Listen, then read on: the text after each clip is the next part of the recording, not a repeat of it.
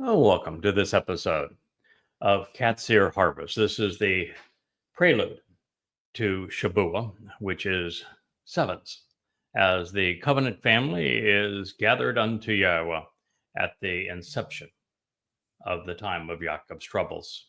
The next harvest following that will be, of course, Towrah, which will be the conclusion of this terrible time of Israel's suffering. And so we are celebrating now these harvests in anticipation of being drawn away from all of the heartache and death and deceit, destruction that we're witnessing all around us at this time, particularly with the rise of anti Semitism around the world, wars and rumors of wars, as you are no doubt aware. And therefore, this is a great celebration. Now, to understand the timing of these events, which we recognize that Shabuah is going to transpire on 22 May of 2026, 7 years prior to David's and Yahowah's triumphant return on the 2nd of October 2033, which is year 6000 Yah. We have our calendar set. We have 11 months to go for the upcoming harvest and then 99 to go for the time when we can celebrate the ultimate family reunion. So here we are with Leah again. We have Wookie also in the co-pilot chair. Wookie is even waving to us as we return to the testimony of the prophet Yoel. And the reason we're considering Yoel is his prophecy all pertains to this particular time, to what is going to transpire prior to, during, and at the conclusion of the season for these harvests.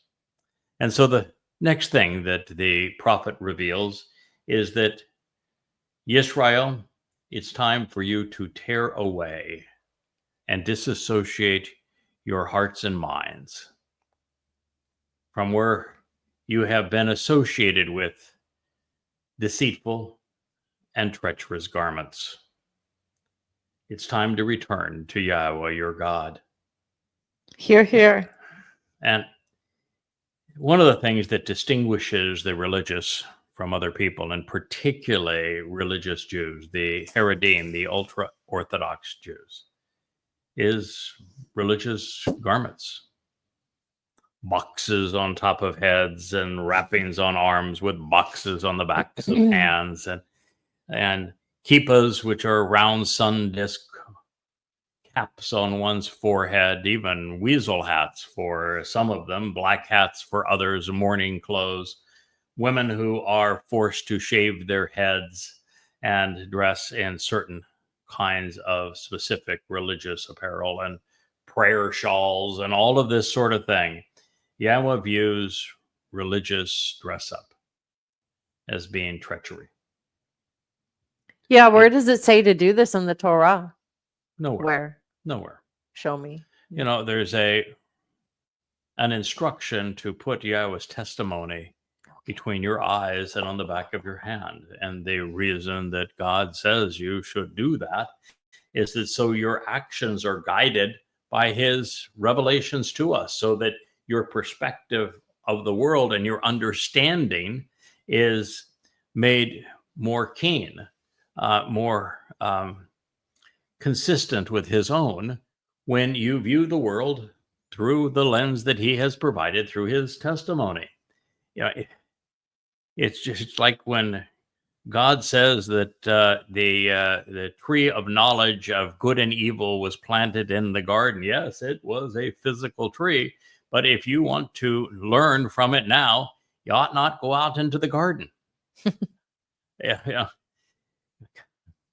God, speaks of the fact that he has eyes and a hand and feet and stands among us. But these are symbolic phrases that help us understand God better and relate to him.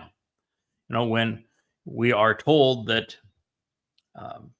that Shabuah is a Qatsyr and that Towrah is a lakat, one is a harvest, the other is a gleaning, we aren't going to be out in the fields with a sickle sickle. for one and a branch to knock down the olives in the other.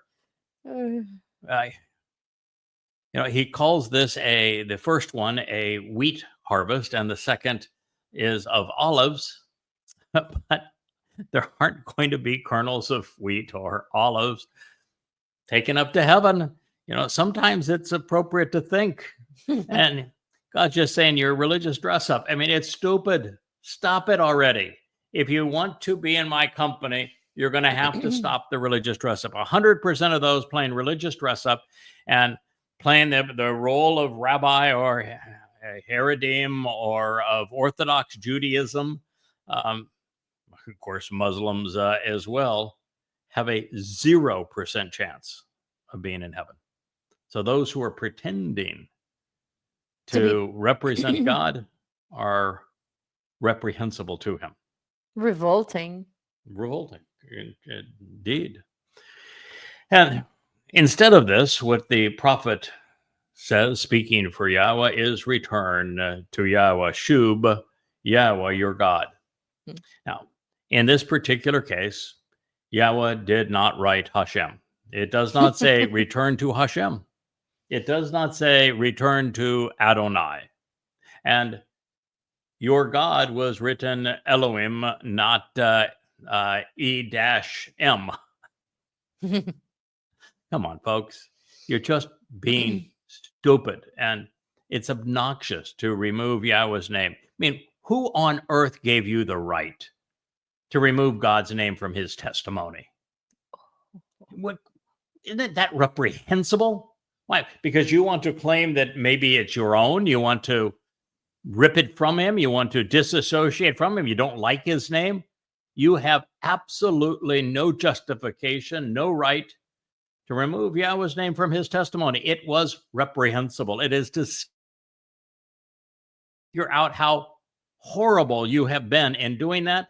You got no chance of returning. There is no shub without Yahweh.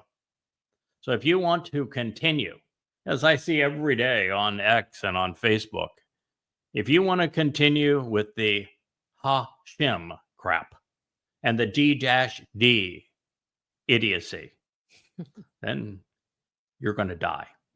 The next 99 months are going to be horrific, and you are going to be among those who will not survive it. So just get that through your thick head. Deal with it as you want. I don't really care which choice you make. It's up to you. But I want you to know that God views you removing his name from his testimony as an offense so grievous. In the third statement he etched in stone, he said there will be no forgiveness for it. None. And this plain religious dress up, the second statement he etched in stone said, do not be religious. Do not be associated with anything that is religious. I'm assuming you can read, right? I mean, you can read at least the 10 statements that got etched in stone. Do you know that he introduced himself by name in the first of them? In your own language. Yeah, and it's in Hebrew. Surely you can read it, right? Why do you pretend that God is going to protect you? Why do you pretend that you're praying to God when you won't even say his name? When you pay no attention to the first three statements that he etched in stone? Return to Yahweh. Now, for him to say return to Yahweh, your God, what does that mean, Leah? Yahweh is your God. It Duh. It means that. There's something actually equally important. And Shub, return to.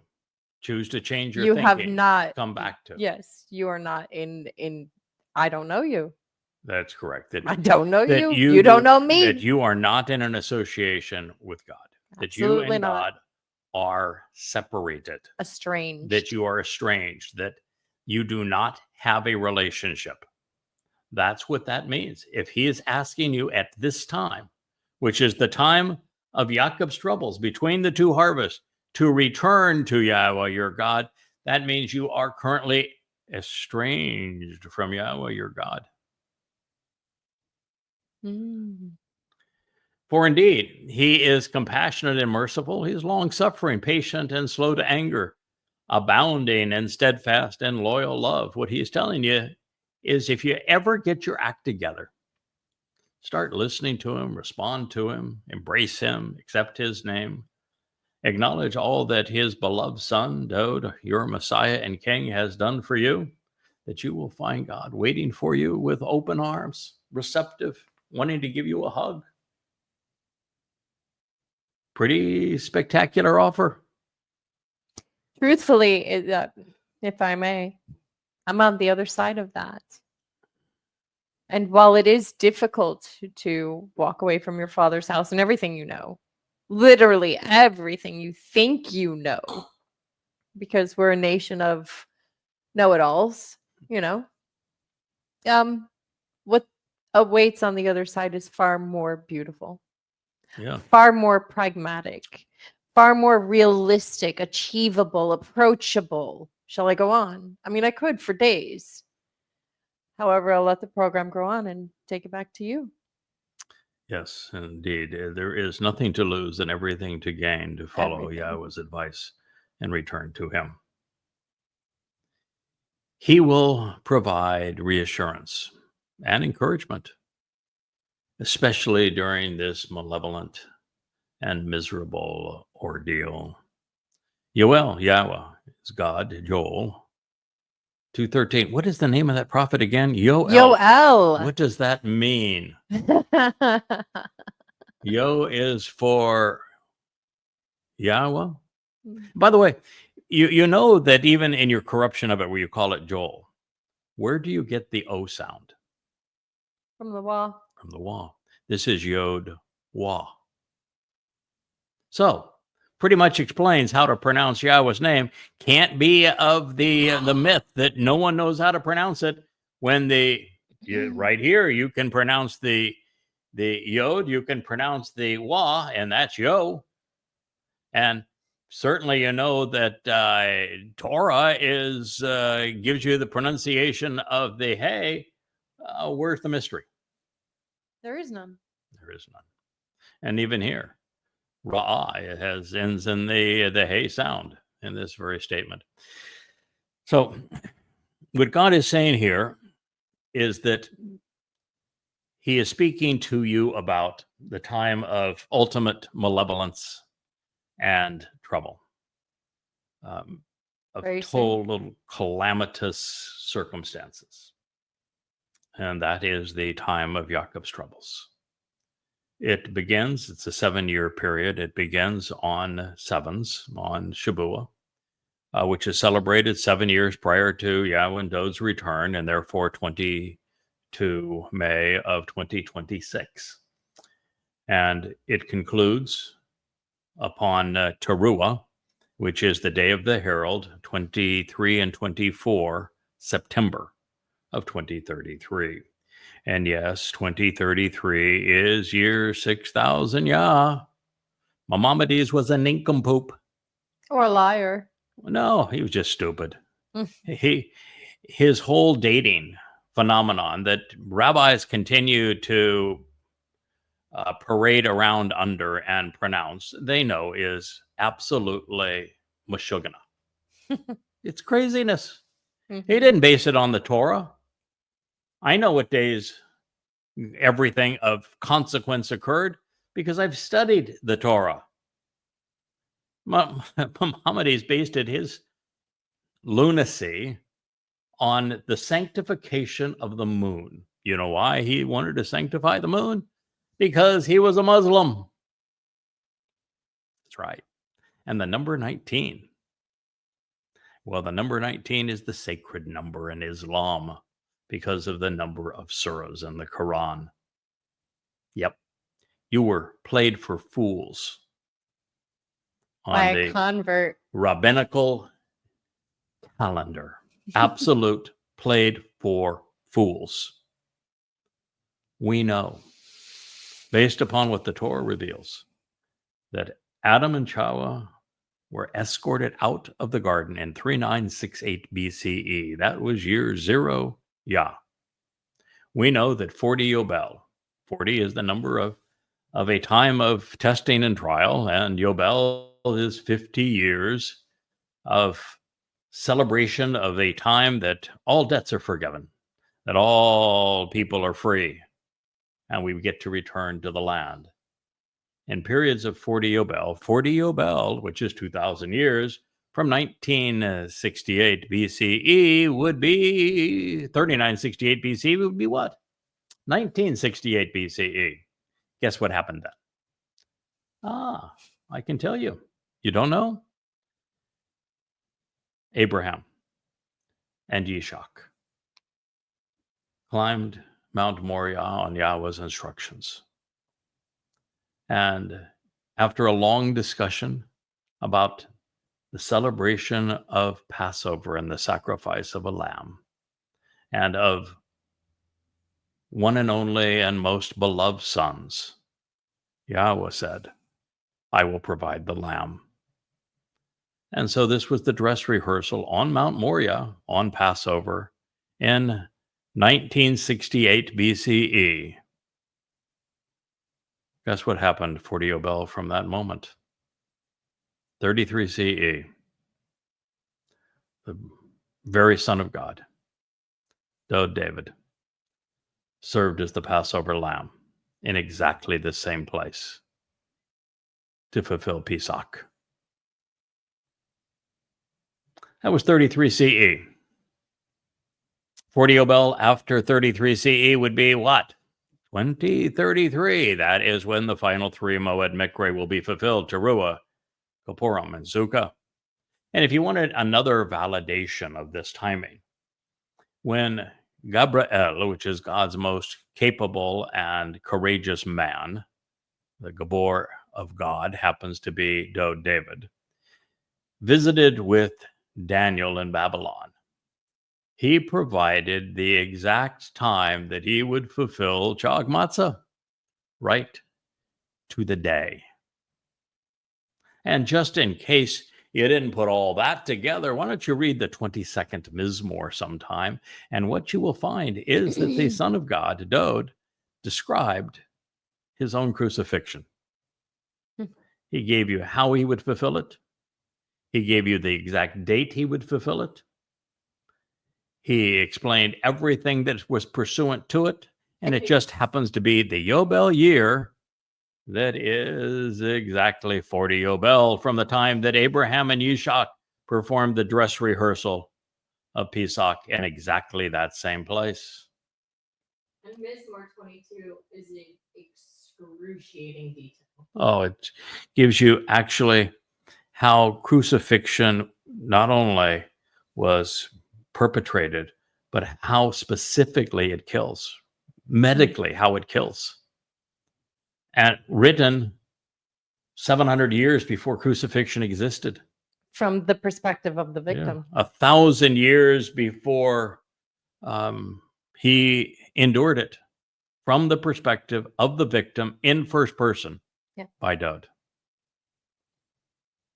And of course, it's Yahweh who says 3 times, Dod is my son, I am his father. He says this of no one else. This idiotic, disgusting, reprehensible notion that Jesus is the Son of God is horseshit. Camel poop. Donkey dung.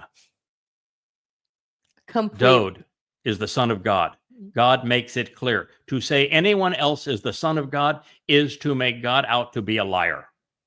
Why don't you read what it says in the second Mizmor? Why don't you read what it says in 2 Samuel 7? Why don't you read what God said in the 89th Psalm? He makes it abundantly clear. His Messiah, David. His son, Dod.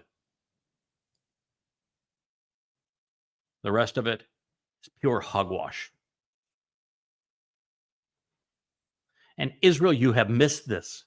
Jews, you have discounted it. Your goddamn rabbis will tell you God can't have a son. No, that'd be interspecies.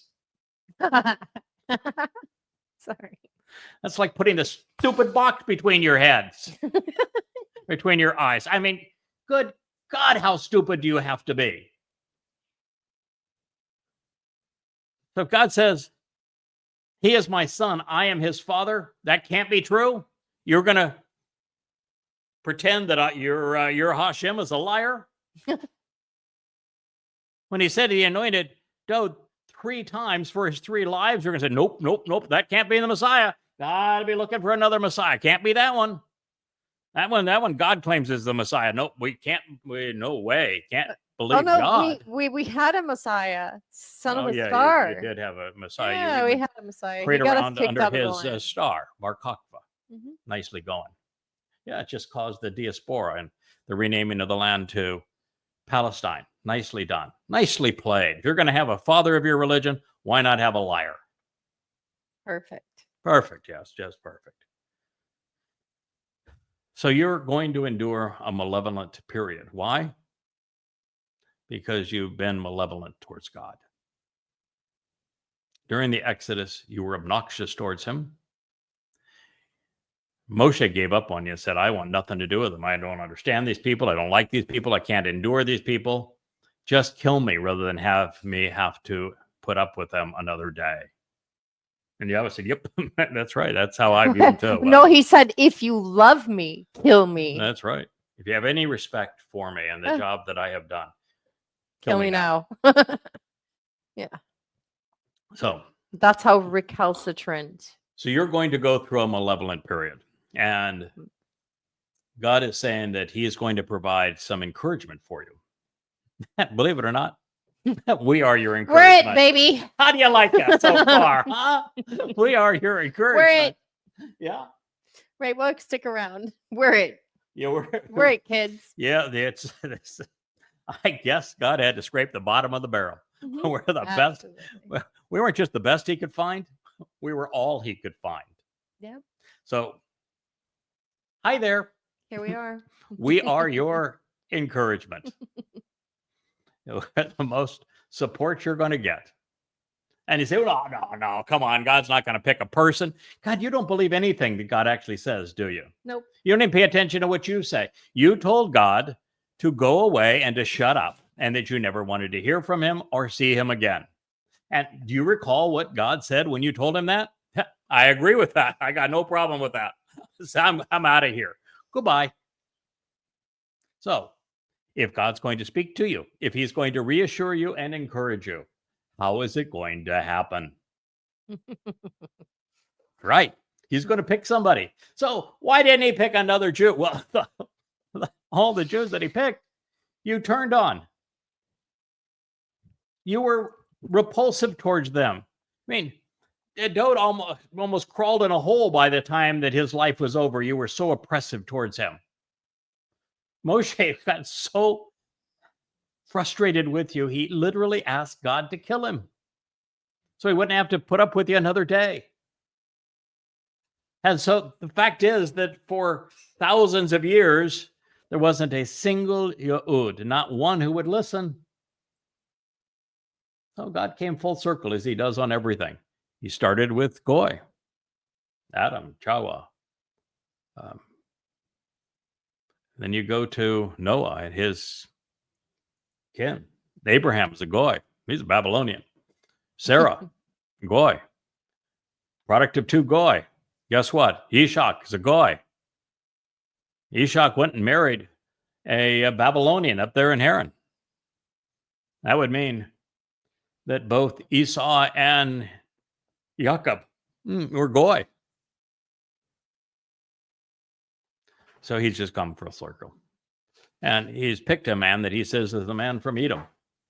That is symbolic of reunifying the family because the family was split between Esau and Jacob. So this is where we are. You're going to encourage a malevolent time, and the best you got for reassurance is the 2 of us. So we'll make it as pleasant as we can for you. We're plenty sarcastic. We try to engage a little humor. We know that God likes that. He likes people who are bold and blunt. So we got that going for us too.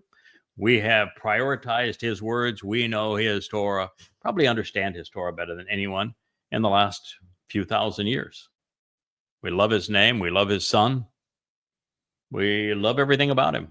So we got And we're that going for us. willing, And- more so. And we're willing. even committed to awakening you Like when it or everybody not. else has given up on you. Yeah, like it or not. Yeah. You're stuck with us. Yeah, you're stuck with us. I mean, I can tell you that the prophet who has the most to say about what we're doing with you, this is really serious. We're trying to make light of it because, well, God likes a sense of humor. But the prophet who has the most to say about this is Yahowah. He's the one who after devoting the first 10 chapters to Israel, you are disgusting because you were religious. And so long as you're religious, God's going to view you as disgusting. So this is his solution. He's going to send the choder to you. And this choder is going to be imbued and empowered by the 7 spirits of Yahowah, including the very spirit of Yahowah. And he's going to write this nesh, these books that you see behind me, and that those books are going to be lifted up by God himself to get your attention. And so that is the story that God is going with. That is his plan. And he's had this plan all the way back in the time of creation. He knew exactly as he was going to deploy this plan. So how come they don't know it?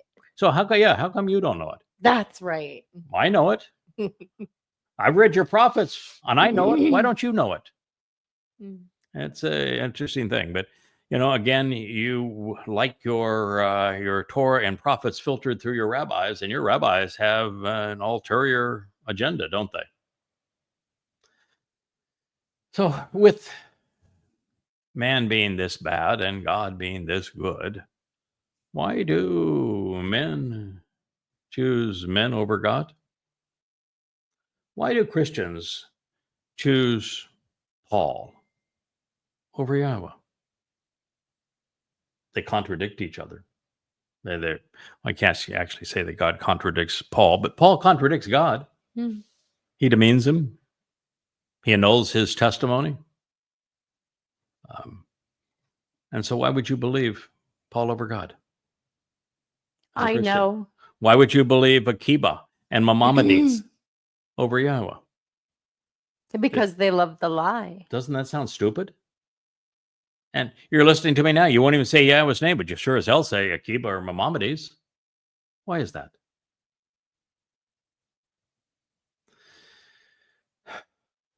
Why do men favor religion and politics, patriotism and militarism over genuine compassion and mercy from our Creator, love?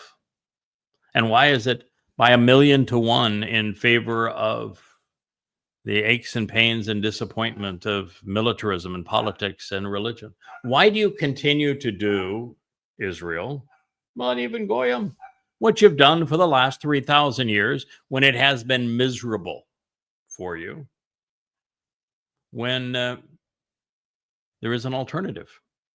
You think that continuing to do the same thing is going to deliver a different result? Considering who we are and what we have done, why does God have to beg us to embrace him?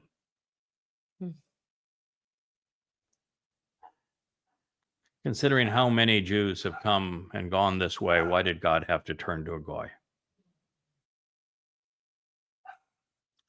Since Yahowah is speaking of the Shabuah and the Towrah harvest as the bookends of this time of misery, which we call the time of Yaakov's troubles, when this transpires in our immediate future, as it was written 2,850 years ago, will anyone pay attention to it and respond? Well, we spent an entire program prior to this earlier this morning speaking of this very subject. And it is obvious from the testimony of the prophets, obvious from the revelations in the Torah, that the answer is that while a token Yisraelite and a token Goy, here and there, thousands amongst billions, 1 in a million is what the second statement that etched in stone reveals, 1 in a million, which is or thousands amongst billions. in today's world will listen and be part of those harvests. I'd be delighted to have 1 in a million of the 8 billion people alive. That would be 8,000 people to avail themselves of the Shabuah harvest. But Towrah is going to be limited to 7,000. We're told how many and from whom. It'll be 7,000. And it's just a shame that with so many people in the world, so few are going to listen. And what we deduced from our last program and from what we've read in the Torah and the prophets, it really isn't until Israel is stripped of all other alternatives, backs up against the wall, blood everywhere. The carnage is imminent. The rabbis no longer have any credibility. The IDF has lost its will to fight. And the politicians have worn out their welcome. When there is nothing left, then we are going to be, yes, I see your nose down there. Yeah. She's just going around bugging everyone. We have very talkative dogs. They would do a better job too if they were to listen rather than yibber yabber all the time too. But the fact is that Yahowah has made it quite clear that even this final remnant, it's only going to be there, not because they have finally decided to listen and embrace the truth about Yahowah's name and his beloved son. It's because they've lost their belligerence. They'll be dumbfounded. Yeah, they have all of the hell that has come upon them, the worst treatments ever, including the Holocaust. It's going to drive the resentment out of them.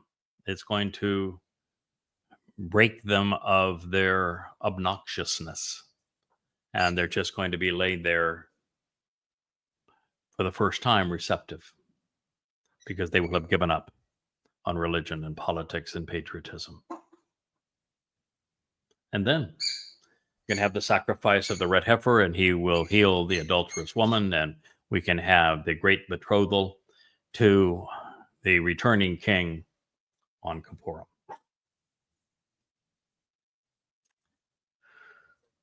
So Yahowah's prophecy will not be squandered, but it is not going to be heeded by many, but we're going to continue to do our role. This is our job, is to share all that we know with you about what's going to happen between now and then. So it should be noted that from Kara, which is to sever, was scribed with an ain here rather than the more familiar aleph. Kara with the aleph is a marvelous term, one of the best in Hebrew. It means to invite, to summon, to welcome, to meet, to read, and recite. But with an ain, it is an entirely different word. And with an ain, it means to sever. So we're not being called out here or invited to read and recite. In context, God is asking his people to disassociate themselves from the troubling sadness and the malevolence that is engulfing the world as a consequence of religion and politics run amok, gone awry. And just as covenant members leave the overtly religious and political behind, the cultish, militant, and conspiratorial must disown all religious apparel and all conspiratorial, cultish, militant, religious, and political affiliations if they are to make the next ingathering. But if you're a goy, then you only have one opportunity left. Well, there's one and a half, if you will. The one is the Shabuah harvest, which is both of Goyim and of Yehudim. The Towrah ingathering is of olives and only of Yisraelites. And the remnant of Yisrael is, of course, the remnant of yes, Yisrael. The half of an opportunity is that there will be those Gentiles who will be gathered from around the world whose aptitude and attitudes are conducive to working around God's people and being supportive of them. And they will also be gathered in, and they will be cleansed and protected so that they can function in the presence of God. And I think that they will be given a similar opportunity to the remnant of Israel going forward, and that they will have the opportunity to embrace the covenant and Yahowah as we move through the millennial Shabbat. So the very fact is that if you look and study human history, the history of civilization, it is a river of tears and a torrent of blood. Man has been malevolent, with none worse than the Muslims led by Muhammad and beguiled by his Quran. But we should never forget how horribly Christians have treated Jews. A Christian New Testament is disgustingly anti-Semitic. Rabbis have also set a high mark when it comes to abusing and bilking their own. So it is from all of them that God is emancipating his children at this time. And today, no group is as detrimental to Israel's and to Jews as are progressives, who are at heart Marxists, particularly in academia, social media, the mainstream media, politics, and within the United Nations. Throughout the Torah and Nabi, Yahowah is emphatic about three requests. He wants Yisrael to listen. Shema Yisrael. He wants Israel to disassociate from religion. And as he just stated here, to return to him. When they eventually do these things, and they are part of the upcoming harvest, and they capitalize on Shabuah and Teruah, or they benefit from the sacrifice of the red heifer and therefore attend Kippurim, they're going to find God approachable, lovable, and reassuring. Now, truth be known, the chosen people have seldom chosen God. Over the past 4,000 years since the covenant was formed with Abraham, and at times even including the patriarch himself, the Israelites have been irascible, far more antagonistic toward God than loving. So, with Abraham, was he a model of sublime character? Hardly. What did Abraham do that was particularly reprehensible? I think he human trafficked his own wife to a couple other guys. Yeah, Twice. Mm-hmm. He pimped Sarah out twice for lammies. Yep. That's a. I think it's called sex trafficking today. Yes, yeah, it would be called sex trafficking. Yeah, he prostituted Sarah twice for an increased flock of lambs. That did not exactly make him a swell guy. And you look at almost everyone in God's story, and there's blemishes everywhere. And even now, we know that Moshe gave up. Actually, had a temper tantrum in opposition to Yahowah.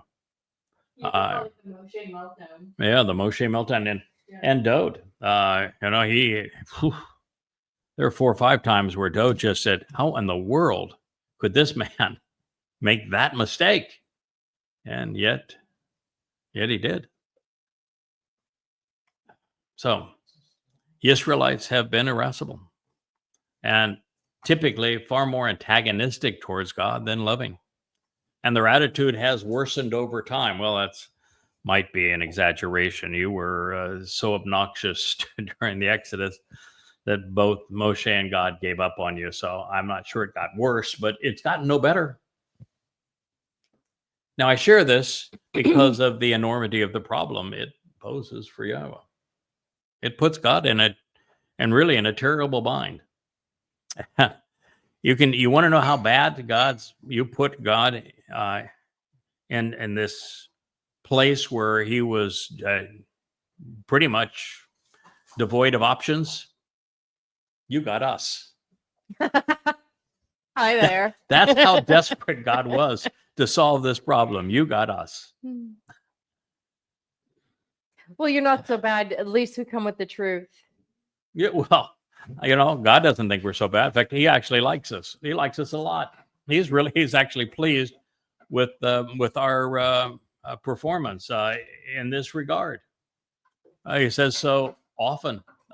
Heck, when you consider how everyone else has fared thus far, including God himself, the very fact that we're still on our feet, we're still doing this, that gives God a lot of reason to be pleased that we're still engaged.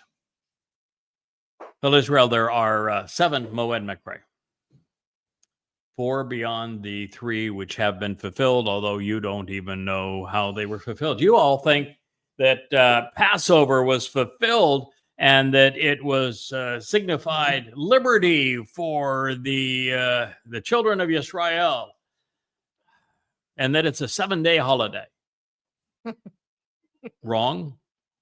Well, wrong at that time. Wrong about its purpose. Pesach was fulfilled in 33 CE by Dod when he served as the Passover lamb. Pesach and Mitzrayim served as a harbinger for the ultimate fulfillment. Pesach had absolutely nothing to do with liberty. It is about life. You didn't leave Mitzrayim until Matzah, which is about being disassociated from the corruption of religion and politics. And Matzah is a 7-day celebration, of which Pesach is the first day. So you got it all wrong. Congratulations. You don't even celebrate matzah anymore. It's Ingredient. It's an ingredient as part of Passover when it is according to God. Now, I don't want to go too far on this and make assumptions, but if we were to make an assumption that God knows what he's talking about, when God is saying, these are my 7 times each year that we can meet and my plan to save you from yourselves. If we were to make that assumption that he knows what he's talking about, he says that matzah is the 7-day celebration. He says that matzah is esteemed, which means it is essential. He says that matzah is kodesh, which means it's set apart as exceedingly special and unique. He says that matzah is a chag, and that it is the day, the time to celebrate. He says that matzah is this week-long celebration of our relationship with God. It is the time when Dod's nefesh soul carried our guilt away and deposited it in Sheol. That is a marvelous insight that maybe if you weren't so thick-headed, you'd be able to process. If I may. You may. Instead, Yehudim prefer to play games with the matzah, hide it between linens and do this and do that. And you know what I'm talking about. Yep. Instead of revering it for what it is, we do what we typically do by playing games, muddling it, and making it into something it's not. Yeah. And that is the saddest part of all. At Pesach, Leo. Yeah. Who is the invited guest to every Pesach celebration that's done in rabbinical style?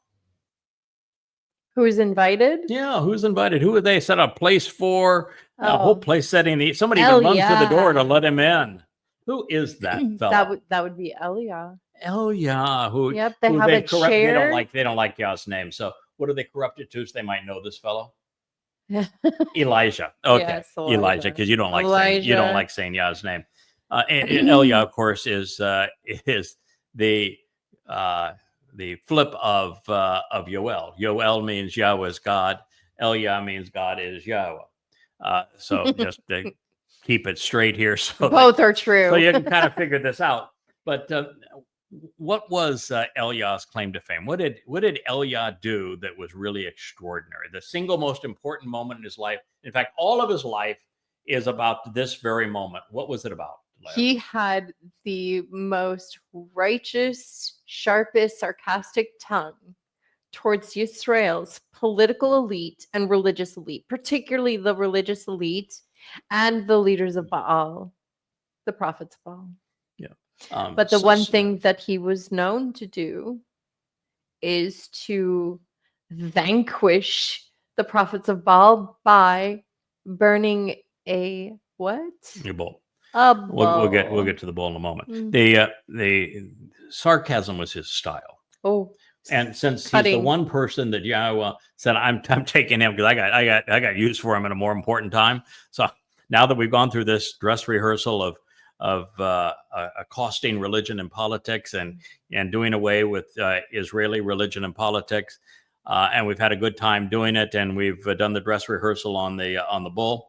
You're coming with me, kid, because I've got a really important show for you. And so you should be making the connection that God so loved the sarcastic style of Elia, and the fact that Elia was right in your face and bold. He wasn't afraid to expose and condemn the religious and political establishment of Israel is the reason why Yahowah said, you're coming with me and I got another job for you, because we're told he's coming back as one of the two final witnesses. But the other part of it is, and you mentioned it, and it is the most just baffling thing as to how smart people, Jews have average IQs of 115, maybe 10 times dumber than I am, but nonetheless very smart. Mine's somewhere around 180, so it would be significantly better than yours. But nonetheless, it's 115 smart. You set a place setting and open the door for Elia to come in to Passover, which you're celebrating incorrectly in a religious style. And Elia is best known for opposing the religion of Jews. That was his job. He exposed and excoriated the religion of the Jews. And guess who the God was named? The Lord. Who do you replace? Who do you write? When you say Shema Yisrael, your version of it, Adonai. What do you replace Yahweh's name with? Adonai. What does Adonai mean? The Lord. So here you have Elia condemning the prophets of the Lord, and you change Yahweh's name to the Lord. Are you out of your ever-loving minds? Do you see? Is there a Jew out there that can think? Yeah, excuse me. Do you see the bitter? Leah, we have our webmaster, Joe. He's Jewish. We have our great friend, the pulmonary specialist, and Dr. Jeff, and many others whose DNA screams they are Jewish, that are part of the covenant. But oh my goodness. So here you have the man who excoriated Judaism and its iteration at that time. And you set a place table for him at a religious ceremony where you've screwed up Passover and matzah and Bakurim. You're not just thinking very well, are you, Jews? I mean, this is really, really dumb. And No. And we can tell you this, and we still don't get your attention. What is it? What do you call a person who finds that what they have believed is proven to be absolutely ludicrous, which we've done, and still clings to what they have believed in defiance of all the facts? Insolent. Yeah. So, you know why that God chose a goy to speak to you? Should be obvious by now. Yeah, it should be obvious by now. So anyway, he demonstrated the purpose of Pesach, Matzah, Bakurim at the inception of the Exodus. Pesach opening the doorway to life, and Matzah freeing you from the corruption of religion and politics, so that on Bakurim you could break through the sea and be born into the family of God. And did so at the inception of the Exodus from the crucibles of religious and political oppression, which is what Mitzrayim means. And then he explained each of these Moed Mekre in his Torah, which means not law, teaching and guidance, direction and instruction. And it was the anticipation that he would honor his promises that we're addressing now. Wait, I have a question before you go on. Sure. Is there any Hebrew word for law? No. Are you sure? No. Or Okay. obey. Yeah, or obey. No. Okay. Interesting. No. But we know that Torah is based on the verb, because God explains all of the important terms in his vocabulary. Torah is one of the important terms. It is based upon its verbal root. Its verbal root is Yara. Yara means source from which teaching and guidance, instruction and direction flow. You know, you take Bereth, which is the covenant family. It is derived from Beeth, which is family and home. Everything that God conveys to us has a verbal root that explains its purpose and function in our lives. It's one of the reasons why I'm just so perplexed that rabbis have turned Shabbat into do nothing day and have made it the most paralyzing and restrictive day of the week, when Shabbat is not just based on a verb, it is a verb. Shabbat speaks of observing the seventh day, celebrating the seventh day, being active on the seventh day. Just to prove the point, do you think that Yahweh is inappropriately observing the Shabbat when he arranged for his son, Dode, to carry our guilt and deposit it in hell, the hardest work any human would ever do, on matzah, to perfect us? That occurred on a Shabbat. You think God violated the Shabbat at that time? Hardly. In fact, the Shabbat is once the crucifixion was over on that Friday afternoon, Dode's Bashar body that had been bludgeoned and killed by the Romans in crucifixion had to be incinerated that night. It would have been the Shabbat, wouldn't it? Mm. Guess who incinerated it? Yahweh. Do you think he violated the Shabbat when he did so? Hardly. Shabuah is the next harvest. We're doing this program on Shabuah.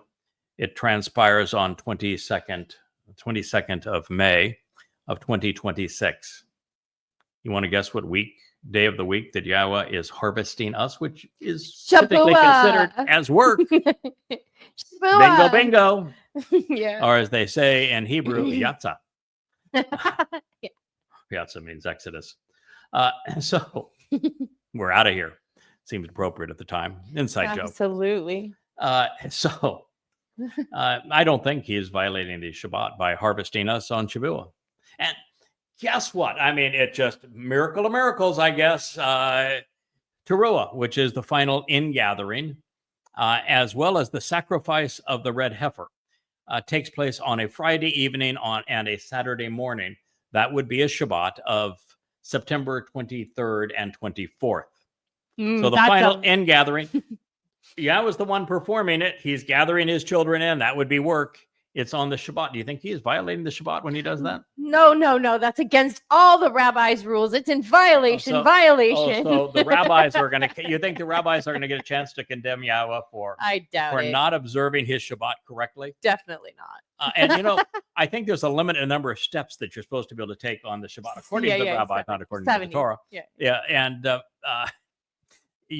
we have to go a very long way to get from here to heaven. So we think we're going to be scolded because, oh boy, you violated the Shabbat. Back to earth. The sacrifice of the red heifer. We talked about Elia and the fact that he had a dress rehearsal for the sacrifice of a bull back there, 40 Yobel, 888 years ago. Kind of an interesting timing, isn't it? 40 Yobel, 888 years ago. Do you think that old Elia, when he is the master of ceremonies over the sacrifice of the red heifer, and Yahweh ignites the flames and releases the water from the Temple Mount and purges the people And this is the greatest show on earth that's going to take place at this moment. I mean, there is more activity right then and there than the earth has witnessed since creation. It's all on a Shabbat. When we enter the garden again, when God allows us back into Eden, this will take place on Sukkah, which means to camp out. What day of the week do you think that is? It happens to be on October 7th It's a Shabbat. of 2033, in case you want to look it up. Again, it's a Shabbat. So all this work that's being done on Shabbat, these wondrous, beautiful things. Yes. And it would be a complete violation of everything the rabbis teach. How is that? Yeah. Yeah, the instruction is So one has to be a liar. Yeah. One. Yeah. Both cannot be true at the same time. Yes. The only instruction is don't go about your ordinary job that day. Make it says make the Shabbat Set it apart. special, make it unique, make it not, and for it to be Kodesh means it can't be common. What's the most common thing in the lives of Jews today? Judaism. Religion and politics. And so by making the Shabbat a religious day, you've made it common and you violated the very instruction that God gave you, that it has to be separate and special. It wasn't very smart either, was it? Hardly. No. The Shabbat, God says, don't do your ordinary job on that day because it is a day to celebrate your relationship with Him, which is how He celebrates it. You know, I have found that if you emulate what God says and does, you're always in a really good place. And if God is active celebrating the Shabbat in such a way that it magnifies and glorifies and makes the relationship with Him and His people and family special, then it's probably a really good idea to follow that example. Simple enough, right? So, when Dode fulfilled the first three invitations to be called out and meet the Moed Mikre in year 4000 Yah, 33 CE, it was to enable the Shabuah and Towrah harvest. We are told explicitly that the Shabuah harvest is a Bokurim harvest, which means that all of those who benefit from the Shabuah harvest will have capitalized upon what Dode did with his Bashar body fulfilling Pesach, his Nefesh soul fulfilling Matzah, so that Yahweh would bring him back to heaven, be part of his family as the firstborn. The Bakor of Yahweh celebrates firstborn children on Bokurim. And those who capitalize on that and who have accepted the 5 conditions of the covenant, they're going to benefit from the covenant, from the Mikre, and find themselves in God's presence on Shabuah. Now, I've said it so many times, we have lay on this program that there are 5 conditions of the covenant.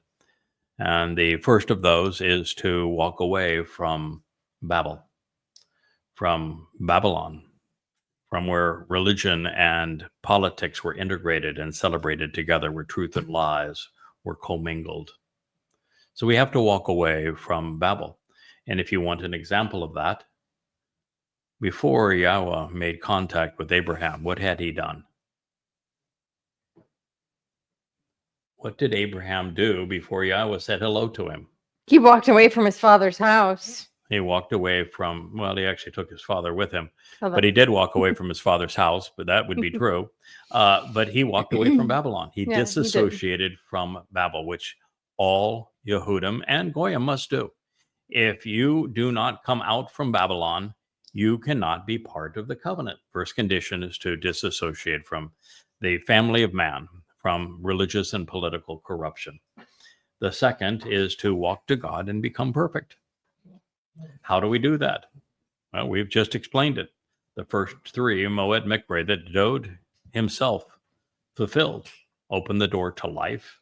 The second of those carries away our guilt, deposited in Sheol, so that we appear perfect before God, because our guilt has all been removed and taken to the place where it can never be seen again in Sheol, such that we can be part of the covenant family, born into it on Bikurim, his firstborn children.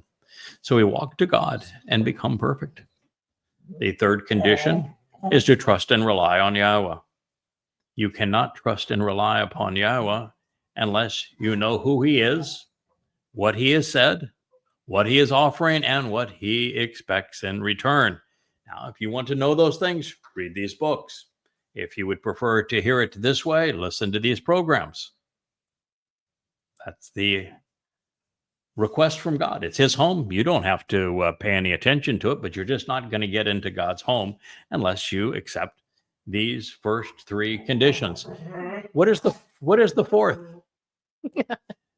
Asher knows. Asher knows. He's Asher is giving really you the answer to the fourth. Yeah, that's right. It is to closely examine, and Carefully consider. Oh, carefully consider what? The condition. Oh, the conditions of the covenant. You're all right. Okay, Right. yes. It must be. My guess is it's getting close to. It's getting close to 5 o'clock in our neck of the woods. Oh, it is. It's past 5. It was 5:47 here in the midst of the Caribbean Sea. And guess who normally gets fed? right around 5 o'clock. So I will finish with the conditions of the covenant. Thank goodness that Yahowah likes dogs, and that he likes a sense of humor. Because if God didn't like dogs and didn't like a sense of humor, we might get fired. Now we can't get fired because there's nobody to replace us. No one to replace. If there was, we get fired. But the reason I say he likes dogs, who was the one of the? It's only 2 people of the original cast of characters who was allowed into the Promised Land. What was that guy's name? Caleb. Yeah, Caleb. What does Caleb mean in Hebrew? Dog. So we have a pretty strong idea that God does like dogs, and we know he has a sense of humor because the guy that he said, "Hey man, I like you. I'm taking you with me, and we're gonna work together again with the greatest show on earth on the celebration of the red heifer at Towrah," and that would be Elia. So we're in good shape, and plus we have job security. There's no one else that wanted this job, and we've been working at it now for 24 years. So you'd need a lot of head start to and really thick skin to catch up with where we are. Some really thick skin. Mm-hmm. Yeah, it took 23 and a half years to write these books to be prepared to do this show. So if you don't have enough time, you only have 11 months left. And oh, by the way, you'd have to be a goy to do this job because it's been assigned to a goy. So there you go. So the fourth condition of the covenant is to be especially observant, to closely examine and carefully consider the very terms and the conditions of the covenant that we are talking about, because when you do that, then you're in position to trust and rely upon Yahowah. And the fifth condition is to acknowledge the sign of the covenant, which is circumcision. As a man, we must be circumcised to participate in Pesach, Matzah, and Bikurim, and to be part of the covenant. The intent is to show on the part of the male anatomy that is used to conceive children to be part of a growing family, to do the very thing that the covenant was conceived to do, to conceive and raise children, to love children, to share your lives with them and to teach them. Well, that part of the male anatomy that makes contact with the beloved woman is to be snipped, cut. Why cut? Because the covenant is separate. It is also Kodesh. It is set apart. And we are cut into it. All things, man, all things that are common on earth. We are cut into this agreement, and it is cut and therefore set apart from the things that are common unto man. Those are the 5 conditions of the covenant. The 5 benefits of the covenant are all fulfilled through those first 3 Moed Mikre, which Dode honored in 33 CE. They are Pesach, to be immortal, Matzah, to be perfect, and then on Bikurim, to be part of God's family, enriched and empowered by him. Well, we'll pick this up in our next program. We're delighted to have 2 shows in a row with the beautiful Leah. Makes it a whole lot more fun for me. And so one of the great results of this morning is we were having some angst over how tough this audience is, that, it's appropriate that we do this together, that we can support one another in this and have some fun with it, and actually go to the Elia style of delivery so that it's as enjoyable as it can be for all of us. Well, thank you for listening. We'll be with you again tomorrow. May Yah bless you all. This has been an episode of the YAHOWAH blog.